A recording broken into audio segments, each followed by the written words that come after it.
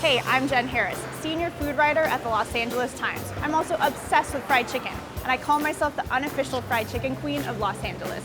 Today, we're in downtown LA at Grand Central Market to check out Lucky Bird, which is one of the best new fried chicken spots in the city.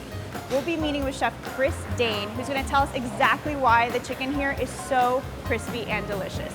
Bonus points, he's going to be sharing 3 recipes with us. Let's do this.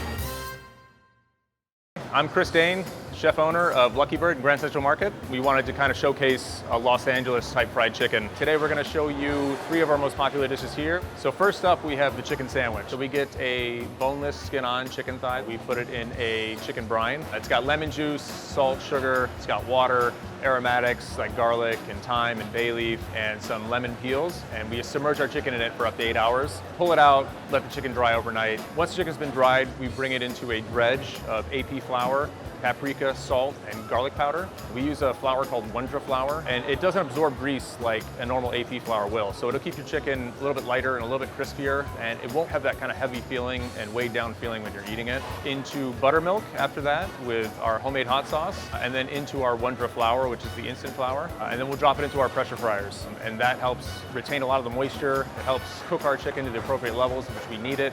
They fry for about 8 minutes, and with resting, they're completely cooked all the way through. We'll take our buns that we get from a local bakery, and we'll slather them with some chicken fat or some schmaltz and toast them on the griddle.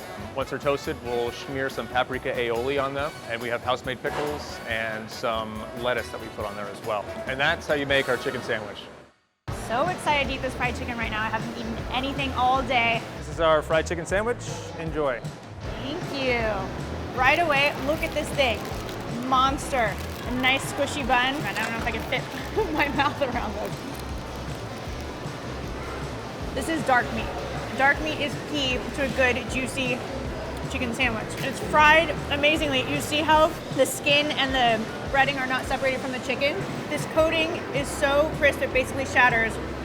And this aioli on here is nuts. Lots of nice acid from the pickles. It's a killer sandwich. So next up, we're doing our chicken and waffles. We went on the more savory route when it comes to the waffles. We'll get our AP flour, we'll get our hot sauce powder, yeast, baking soda, we'll get our salt, and then we'll get our wet ingredients, which are eggs, buttermilk, a little bit of water, a little bit of chicken fat, and some butter. And we'll mix everything together, and it's important to let this batter rise. We'll add it to our waffle maker, about 3.5 minute cook time. So every chicken and waffle comes with a chicken breast and then 1 dark piece, either a leg or a thigh. And it's served with a habanero honey. And that's our chicken and waffle recipe. Look at the crunch on this thing.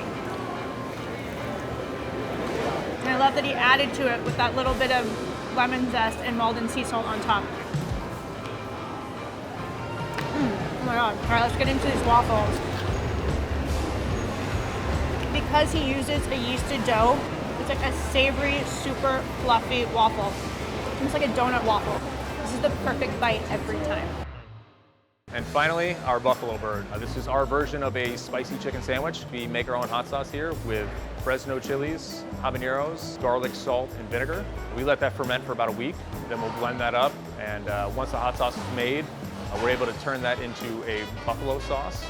So we'll fry our boneless skin-on thigh pieces, and once it comes out of the fryer, we'll dip it directly into this buffalo sauce and completely coat the entire thing with this nice, saucy, spicy concoction that we made. And then we slather a little bit of buttermilk dressing on there, some pickled jalapenos, and our homemade coleslaw goes on top, just to kind of cool you off just a little bit.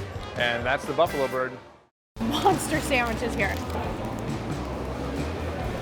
Woo, heat level is good. You know how everyone is into hot chicken right now?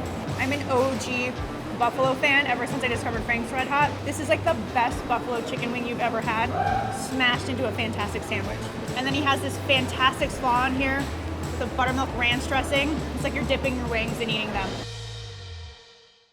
Chris, thank you so much for showing us how to make those incredible recipes. The chicken was so, so good. Thank you so much, and you're welcome back anytime. And if you guys want to try Chris's fried chicken sandwich and more fried chicken, be sure to head to our fried chicken party. It's happening as part of the Los Angeles Times Food Bowl in LA on May 10th. And if you want more information, you can check out the link in the description, and I'll see you guys there.